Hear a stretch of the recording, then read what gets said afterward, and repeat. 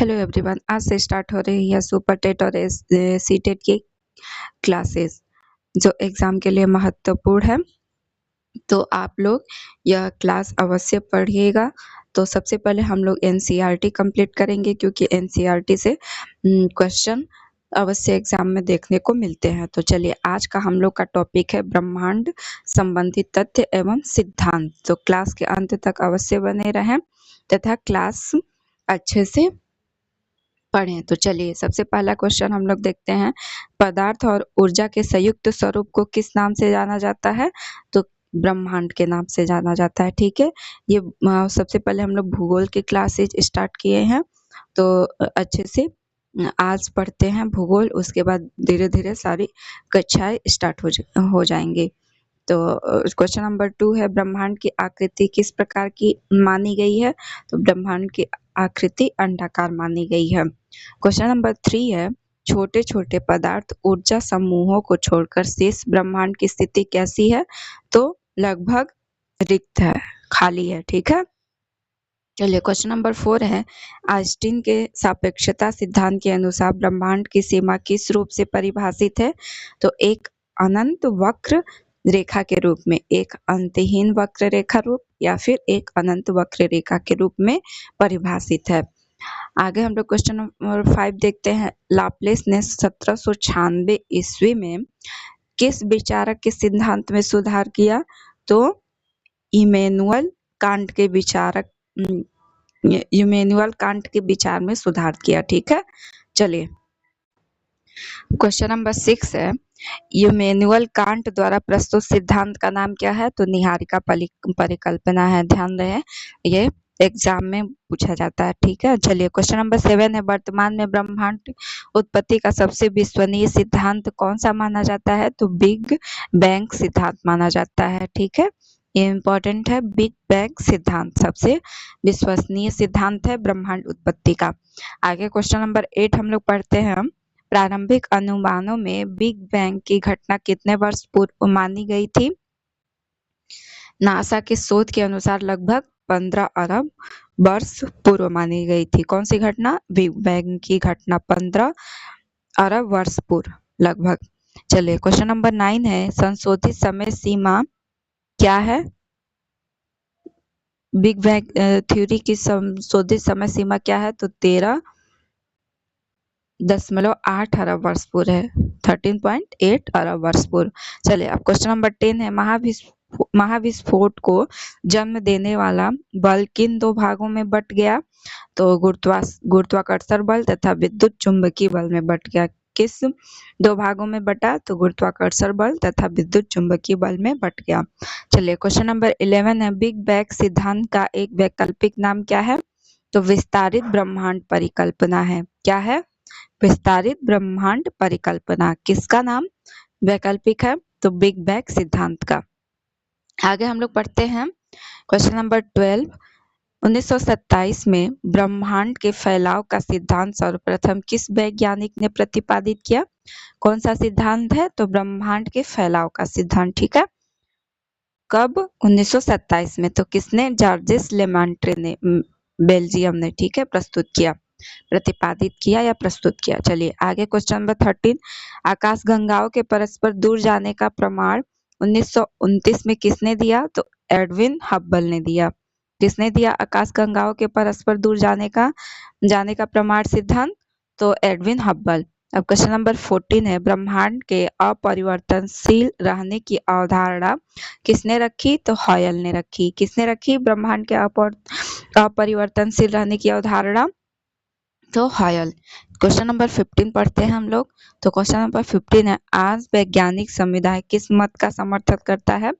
तो ब्रह्मांड विस्तार सिद्धांत, बिग बैंग थ्योरी का सिद्धांत का समर्थन करता है। ठीक है, चलिए क्वेश्चन नंबर 16 है, हाइड्रोजन परमाणु का निर्माण किन सूक्ष्मतम कणों के संलयन से हुआ है? तो हाइड्रोजन परमाणु का निर्माण किन सूक्ष्मतम कणों के संलयन से हुआ है? तो क्वार्क।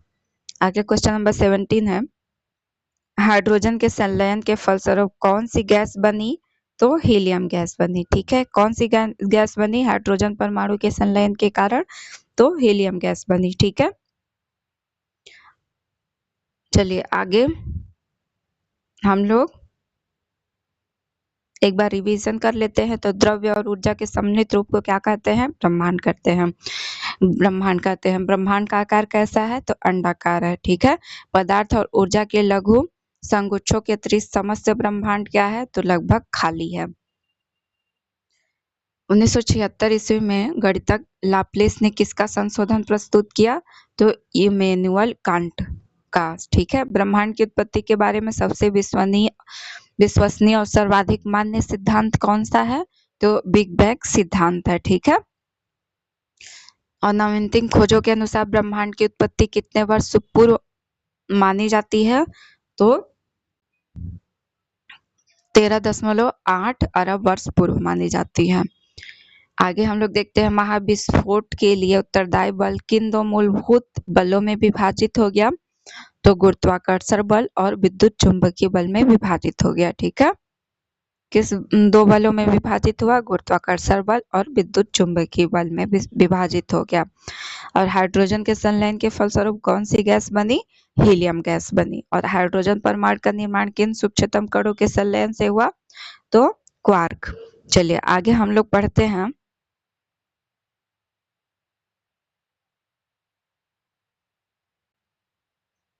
चलिए क्वेश्चन नंबर 18 है निहारिका परिकल्पना। इस परिकल्पना की जगह क्या कर लीजिए आप लोग? तो निहारिका परिकल्पना, ठीक है।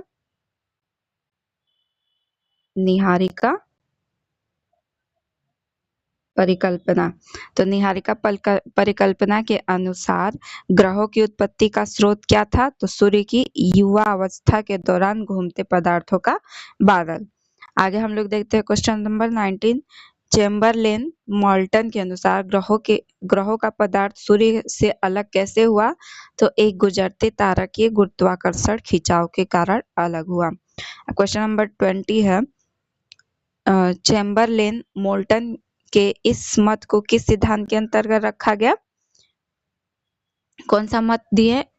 कि गुजरते तारों के गुरुत्वाकर्षण खिंचाव के का मत दिया, ठीक है। किसने? तो चेम्बरलेन मोल्टन ने। तो इस सिद्धांत के अनुसार इस मत को किस सिद्धांत के अंतर्गत रखा गया? तो द्वैतारक सिद्धांत के अंतर्गत रखा गया। आगे क्वेश्चन नंबर 21 है निहारिका परिकल्पना में 1950 में संशोधन करने वाले दो वैज्ञानिक कौन थे?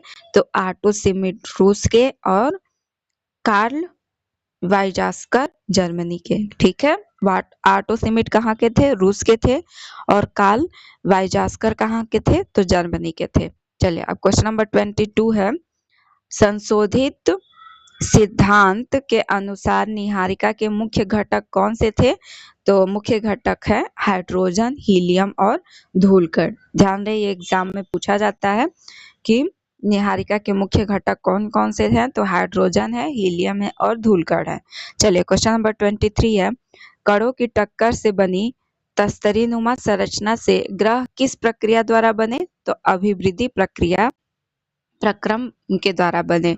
चलिए क्वेश्चन नंबर ध्यान रहे ये